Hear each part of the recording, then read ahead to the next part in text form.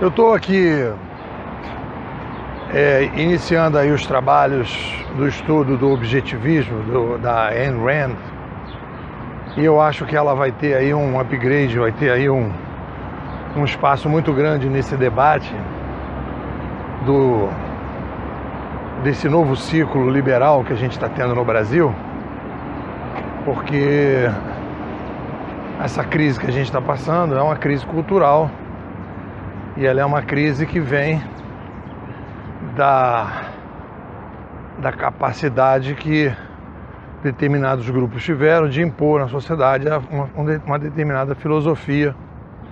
E essa filosofia, toda filosofia acaba numa teoria, e toda teoria, no final de tudo, acaba numa metodologia. As pessoas acreditam que filosofia é um negócio que fica nos livros, mas a filosofia, ela estrutura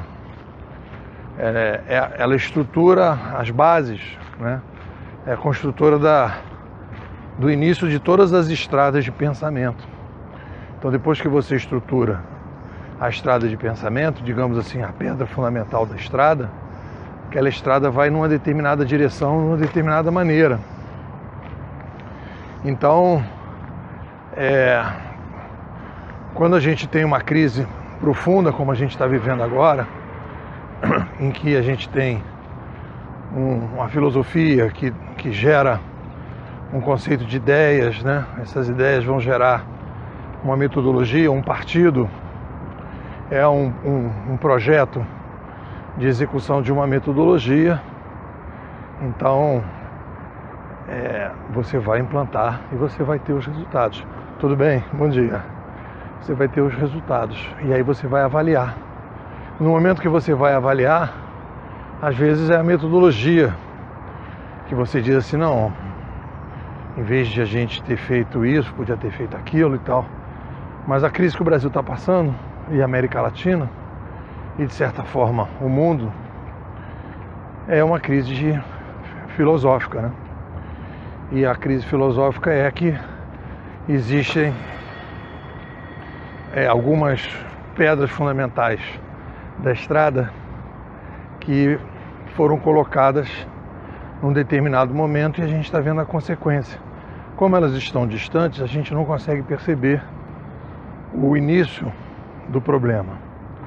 Então, a Ayn Rand, ela vai fazer o quê? Ela vai procurar o que o pessoal chama de objetivismo.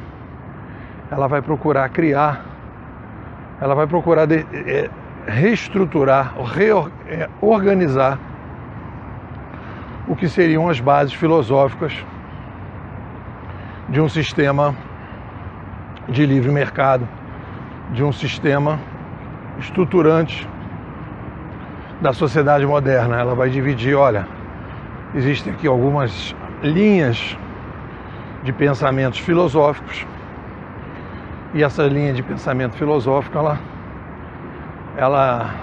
existem questões da filosofia que você aderiu de alguma forma, involuntariamente, e que isso aí você tem que repensar, e vai estruturar lá algumas linhas, né? Que ela chama de metafísica. Bom dia, bom dia. É o existencial, discussão existencial, por que a gente está aqui, né? Depois você tem a epistemologia, como é que a gente conhece a realidade, a discussão ética, a discussão sobre política e tal. Mas tudo isso parte de umas coisas. Primeira coisa que eu acho que o objetivismo ajuda, e eu acho que é fundamental, é dizer o seguinte: existe a pedra fundamental de cada corrente de pensamento, tem uma pedra fundamental filosófica, e toda a filosofia nasce de uma pedra fundamental básica, que é o que ela está chamando de metafísica. E isso é uma coisa muito importante, porque eu já vinha trabalhando um pouco com essa ideia, e foi ótimo ter encontrado esse tipo de pensamento, porque eu estava fazendo as minhas digressões, né? E o que acontece? Acontece ali, e aí ela vai fazer uma separação entre Aristóteles e Platão, mas a discussão que é a estruturante, não estou dizendo que o que ela diz, mas é como eu interpreto, é quando você define o porquê estamos aqui e você define quem é o ser humano, o que é que a gente está fazendo aqui nessa terra, e aí você vai encadear isso de maneira. Então, é como se você tivesse assim, um cara anotando numa prancheta e uma rodoviária com duas saídas. Uma saída de ônibus no leste e uma saída de ônibus no oeste. Se você responde que o ser humano tem um propósito, seja ele qual for, coletivo, você vai para leste. Ou seja, o ser humano ele tem um propósito coletivo, então você vai inventar esse propósito. Você vai ter que dizer, bom, então se ele tem, você descobriu esse propósito, né? Não tem nada, absolutamente nada, em lugar nenhum na natureza em que você vai chegar a essa conclusão. É uma criação 100% humana. Você diz assim, o propósito do ser humano é salvar todo mundo para uma vida posterior. O propósito do ser humano é criar uma sociedade igualitária, sem injustiça. O propósito do ser humano é fazer o bem para os outros o tempo todo. E você vai se salvar, sua alma vai para o céu, etc. Então tudo isso todo esse coletivismo é leste. Você está indo para o leste. E aí do leste, é como se você tivesse uma rodoviária. Aí do leste você vai ter várias plataformas, 1, 2, 3, 4, 5, 6, 7, 8, 9, 10, em que você vai estacionar os ônibus coletivistas, ser humano coletivo com propósito. E aí você vai ter ali as religiões, que elas podem ser mais ou menos radicais, aí você vai ter religiões coletivistas mais radicais, religiões coletivistas evangélicas, que vai evangelizar as pessoas, religiões não evangélicas tribais, como é o judaísmo. E aí você tem tudo isso, mas você tem lá um propósito coletivo, um ponto de chegada. Então e aí vai na linha do Platão, porque o Platão permite que isso aconteça, porque ele acredita que você possa modificar a realidade, que você possa, que a realidade é passível, né, de você alterar essa realidade, não no sentido de que você pode lidar com a realidade e jogar com a realidade, mas que a realidade ela não existe, ela não tem uma existência em si, e que você não tem que aprender com a história. Tudo é possível se você quiser modificar, porque você não tem nenhuma lógica da vida, você não joga com a vida, você impõe à vida aquilo que você acha que é, não baseado em fatos, baseado naquilo que você imaginou que é legal. E aí aquilo ali é leste. Quando a gente vai para o oeste, e Ayn Rand é uma pensadora que está nessa rodoviária com essa prancheta, ajudando as pessoas a mostrar que existem esses dois. O oeste já não é esse tipo de pensamento. O oeste responde essa pergunta da prancheta da seguinte maneira: o ser humano não tem um propósito. Nós não estamos aqui coletivamente para chegar a lugar nenhum. Qualquer coisa que foi inventada coletiva para se chegar a algum lugar é uma coisa que você vai necessariamente ter que definir um centro. Porque no momento que você diz que existe o propósito, você vai dizer, bom, eu sei qual é o propósito. Então, alguém sabe mais do que o outro o propósito. Então, necessariamente, você vai construir sociedades mais verticais. Essa estrutura vertical vai ser construída e a sociedade vai depender daquelas pessoas que sabem o propósito coletivo. E quanto mais você está em defesa desse propósito, mais você está dentro dessa história. Quando ela diz que não existe propósito, cada um tem que defender o seu próprio propósito, o propósito é um propósito individual, você tem que sobreviver da melhor maneira possível e criar os seus propósitos. Então, nesse momento, você está indo para o oeste. E aí você vai construir sociedades em que você vai reduzir a necessidade da verticalização, porque ninguém sabe qual é o propósito. Você não fica dependente de ninguém. Então cada um tem o seu propósito e as pessoas vão lidando com os seus propósitos, cada um vai construindo a melhor maneira possível de sobreviver, de viver, respeitando o propósito do outro, né? Não interferindo, não agredindo no propósito do outro, né? Respeitando o propósito do outro. Então, nesse momento, e eu acho que isso que é importante, hierarquicamente, e aí eu acho que isso que é o primeiro passo do objetivismo que eu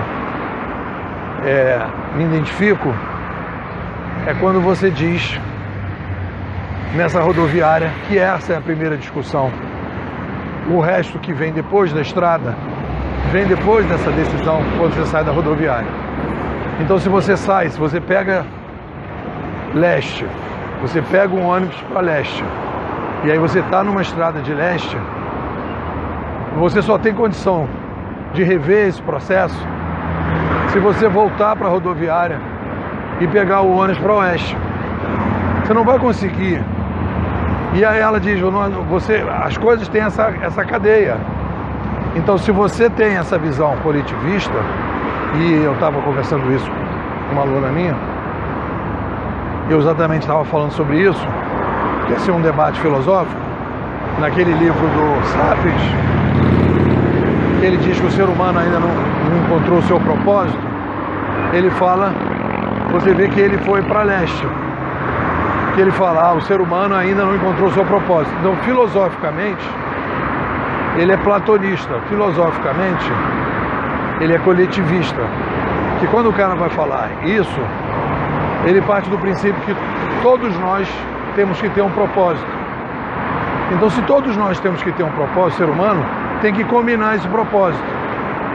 Então aí é uma coisa assim, completamente maluca. Como é que 7 bilhões de pessoas vão combinar o seu propósito? Vão fazer um congresso para combinar um propósito. 7 bilhões de pessoas, umas diferentes das outras.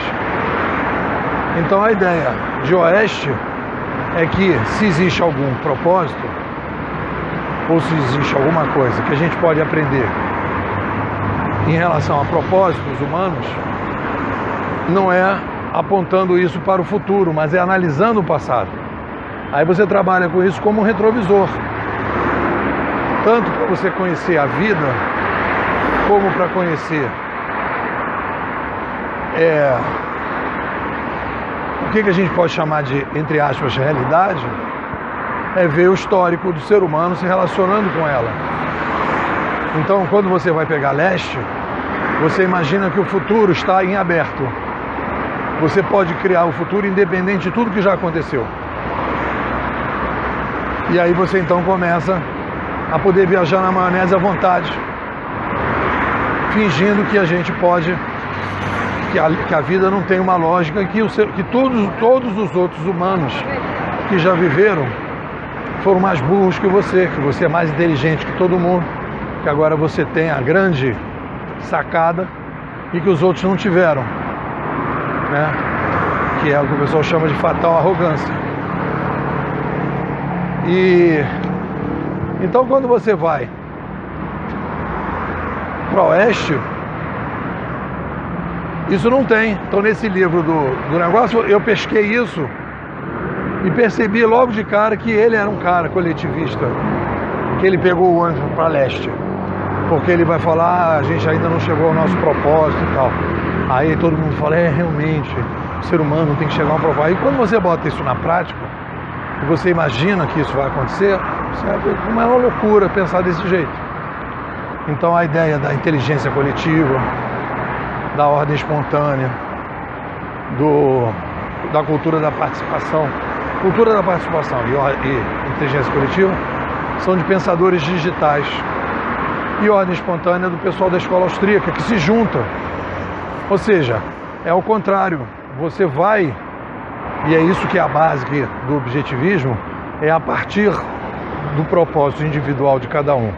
E esses propósitos individuais de cada um, se relacionando com a lógica da vida, é que a gente vai, nesse aprendizado, aprendendo as nossas possibilidades, as nossas limitações. Ou seja, você não vai deixar de inovar e criar nada, né? Só que você não vai.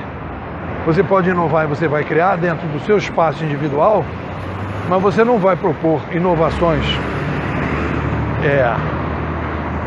coletivas baseadas em projetos de laboratório. E é isso que, quando você vai para esse lado leste, você vai criar esses projetos de laboratório. Nessas estradas leste tem os laboratórios. Porque, peraí, se está tudo em aberto, se a gente não precisa olhar para trás para analisar as possibilidades, se os nossos antepassados eram todos muito burros e nós somos os caras mais inteligentes do mundo, né? Então, se as condições que antes não davam, agora tem condições, eu vou então impor o meu coletivismo agora, porque agora chegou a hora. Então são projetos de laboratório, coletivistas. E quando você vai pegar a Ayn Rand, ela vai trabalhar exatamente no contrário. Não existe projeto de laboratório. Se a gente vai chegar a alguma conclusão, vai chegar à conclusão a partir dessa luta individual de cada um, e é dessa luta individual, na interação de todo mundo com todo mundo, analisando o que já aconteceu no passado, que a gente vai chegar às conclusões do que pode vir a ser feito no futuro, né? Sem criar nada dentro de um laboratório. Bom dia, Bangira. Então eu acho que o objetivismo é uma espécie assim de checklist, de um refresh nos liberais clássicos, organizando bem o debate e tentando fazer com que esse debate fique organizado de uma maneira melhor, e mostrando que uma série de pensamentos, né, que estruturaram essa sociedade moderna partiram dessas questões que ela coloca. Então, quando você vai, e eu acho que a gente está vivendo agora um renascimento das ideias liberais em função das crises que as ideias coletivistas tiveram sobre a sociedade, a gente volta então para Ayn Rand, e ela passa a ser uma pessoa importante. E o objetivismo ajuda um pouco a ser um estruturante desse debate. Eu acho que o objetivismo não pode ser considerado, se a defesa é do propósito individual de cada um, né, tendo como base, não é um grupo ideológico objetivista, não é isso, mas é um guia para se promover determinados debates, um guia para a gente poder refletir sobre determinadas coisas e agregar a esse debate, a esse trabalho, novidades, né, atualizações, por exemplo, como o que a gente está vivendo agora sobre o digital, as mídias, a demografia, mas isso aí é assunto para outro papo.